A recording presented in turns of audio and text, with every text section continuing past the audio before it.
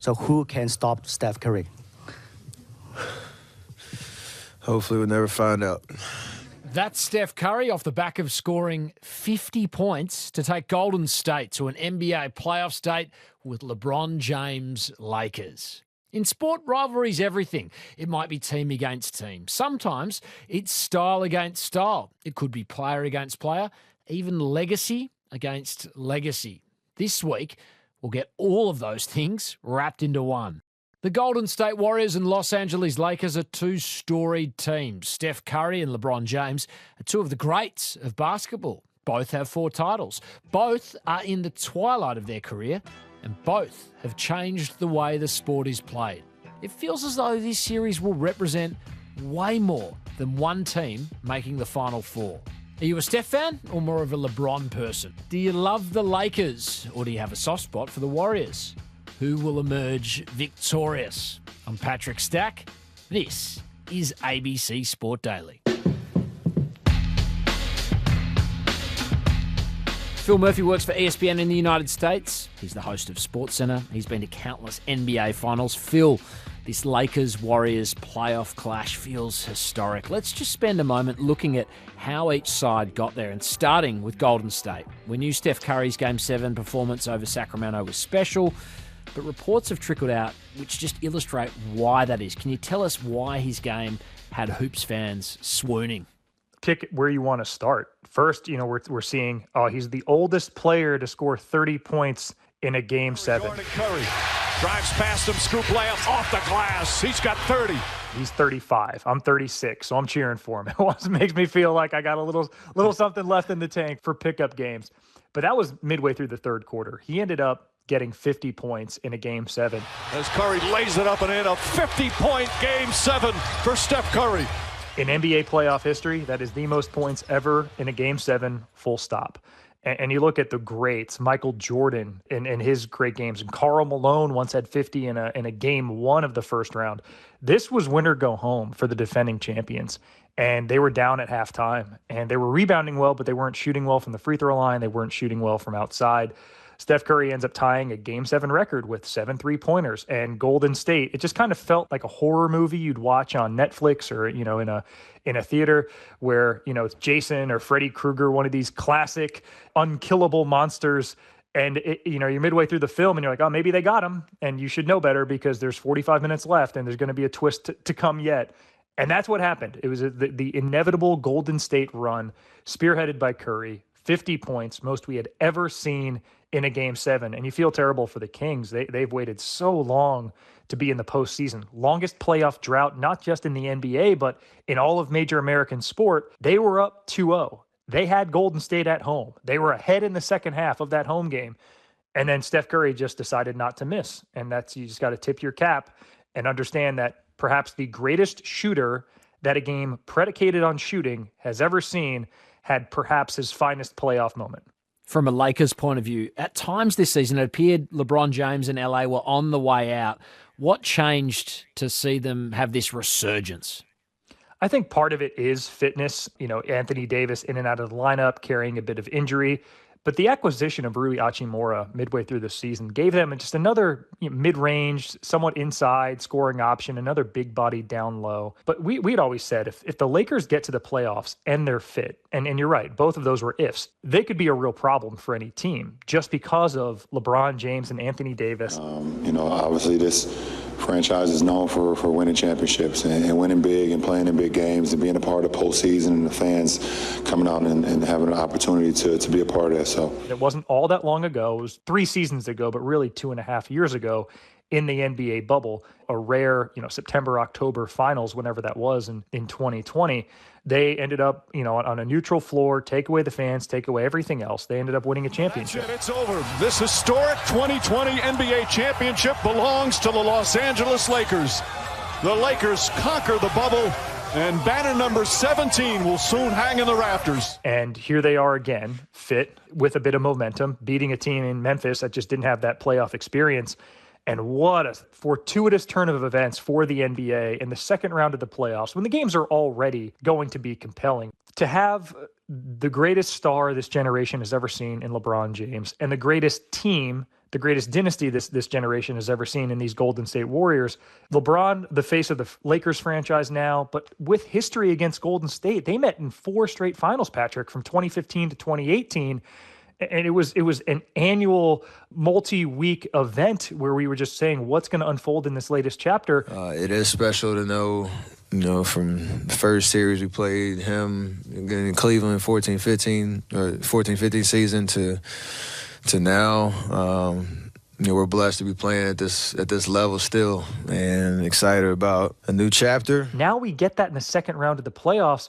And one of two things is going to happen. Perhaps LeBron James's greatest chance at yet another ring is going to slip away, and Golden State, the defending champions, are going to move on. Or for the first time under Steve Kerr, the Warriors will lose a playoff series to a Western Conference opponent. Steve Kerr took over that franchise 6-7 years ago. They are 19-0 in playoff series against teams in the West. So if they get in the playoffs, pencil them into the finals. There's a need to have experience in Game 7s, and our guys have that, our core guys. And I think what it takes is just taking the game possession by possession, which our guys did beautifully tonight. It's going to be a long road for them as a 6th seed, but they showed they had championship mettle in Game 7 against the Kings. Now they advance from the Kings to King James in a series that has all of us making it appointment viewing. Yeah, and it's that exact, rivalry that has us feeling like there's something more at stake here than just a place in the NBA's Final Four. I mean, LeBron and Steph specifically, wildly different players. They play different positions. They're also very different personas. How do you think they differ from a leadership perspective? Well, I mean, LeBron James is somebody who just everybody gravitates toward him. He's been in the spotlight since he was 13, 14 years old. He was anointed on Sports Illustrated magazine, one of the most famous sporting magazines in the world, as the chosen one at age 16 or 17. I mean, the pressure that was on his shoulders was unbelievable. And for somebody to come from, an upbringing in Akron, which he admits was rough at times, to navigate stardom and do so pretty much without much misstep. I mean, the greatest thing people hold against him is... in this fall, I'm going to take my talents to South Beach and join the Miami Heat. And he was, 23 years old when he did that? I mean, if that's the worst decision I ever made in my life, I'd feel pretty accomplished. Somebody who just has this natural poise and leadership, these attributes about him, and we see it in his entrepreneurial endeavors, his business endeavors, and obviously on the basketball court. Stars gravitate toward him in every huddle and every situation. Steph Curry, it's not that he lacks that per se. He's out there. He was not expected to be this great player. He famously had 0 Division I scholarship offers heading into university. He goes to a small, unheralded Davidson school in North Carolina because he wasn't offered by Duke or Virginia Tech, where his dad played, or, like I said, Duke, where his brother ended up playing.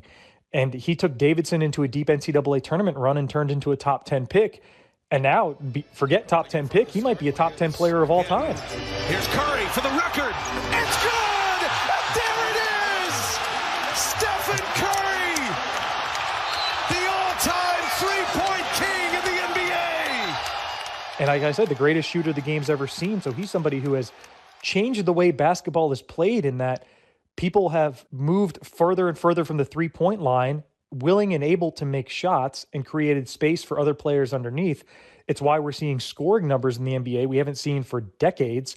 And it really has changed how younger players expand their game coming up. So both guys have had tremendous impact on basketball at large, certainly tremendous impact on these franchises. Think how many kids have been born over the last 15 years in the Bay Area whose first basketball moment was watching Steph Curry make a 35-footer and immediately fell in love with the Warriors.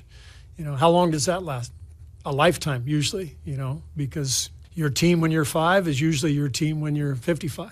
Steph's behind all of that. So I don't know how to quantify that. I just know we're all incredibly lucky to be part of it. Unbeknownst to us, 10 years ago, they were destined to meet in 4 straight finals. We thought that chapter closed, and now we get a little bonus chapter over 7 games to get into the NBA's Final Four. It's so juicy. And I think hoops fans love to talk about legacy, and the ultimate legacy conversation, whether you're in a cafe or a pub, wherever it might be, is Michael Jordan v. LeBron James. How could that be impacted by this particular meeting when you consider LeBron James and Steph Curry both presently have 4 rings? And that's exactly it. It's the reflexive first gauge of greatness. Now, whether or not it should be, whether or not it's healthy for the game at large is a different question. We're seeing guys rest and load manage through the regular season because they want to be at their peak fitness for the playoffs, because it is a make or miss league, but in a greater sense, some people consider it's a championship or bust every season. And, well, Michael Jordan went to 6 finals and he never lost the finals. He had 6 finals MVPs. And LeBron James, he's lost more finals than he's won. Well, sure, but he also got there faster. Prior to Jordan, he got there with a far lesser roster with the Cavs in 2007. He lost his first one. So right off the jump, he was kind of behind the 8 ball. He was never going to be perfect then in the finals. But he's gotten there with 3 different franchises, and he's been an MVP with 3 different franchises. And that's something that Jordan didn't do because it was just a different game. But each man has so much ammunition on his side that it makes a compelling debate. And I think what makes it so great is that you feel like you have all these facts and stats to rely on, but there really isn't a right answer. One of the first things I learned about LeBron the first time we played them in the finals was just how smart he was. Like coming out of timeouts, he knew what we were doing. You take that into account. You have to recognize what a brilliant mind he has, and not just the physical talent. It's a compelling argument, and there will be ammunition for either side of it, depending on what happens in this series. If somehow LeBron can come through as a 7 seed and make it all the way to a championship and win a 5th ring and in all likelihood a 5th MVP if it comes to that, well, now that side has more ammunition for the debate that as long as you and I talk basketball, I think is going to continue on. It's time for a tip. Phil, who do you see coming out on top and why?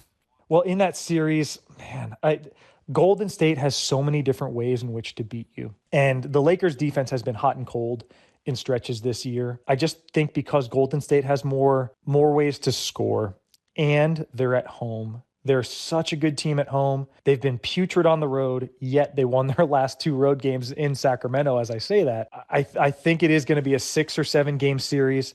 I lean Golden State, but it has nothing to do with Steph Curry. It has nothing to do with LeBron James. It certainly has nothing to do with Michael Jordan. It has everything to do with that 3rd, 4th, and 5th scoring option for the Warriors, who won a championship last season, who got that experience, and in a second round series that will feel like an NBA Finals, I think that finals experience of that Golden State roster will give them an edge and they'll advance. Phil Murphy, thanks so much for your time. My pleasure. Headlines. Just one more on hoops. James Harden gets knocked frequently for fading in playoffs. Well, he scored 45 points as Philadelphia beat Boston in Game 1 of their series in Boston. That's one to keep an eye on. Football and Matildas stars Steph Catley and Caitlin Ford are out of the Champions League after Arsenal lost in extra time to German club Wolfsburg in front of the Gunners' home fans in North London. Ouch.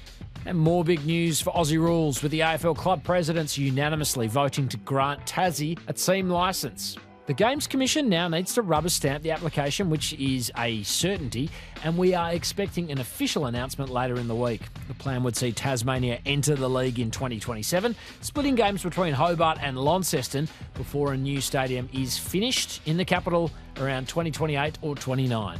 I'm Patrick Stack. This is ABC Sport Daily, produced by Poppy Penny. Thanks to ESPN and TNT for the extra audio used in this episode. Hit subscribe for more, or try out the ABC Listen app for thousands of other podcasts, all ad-free.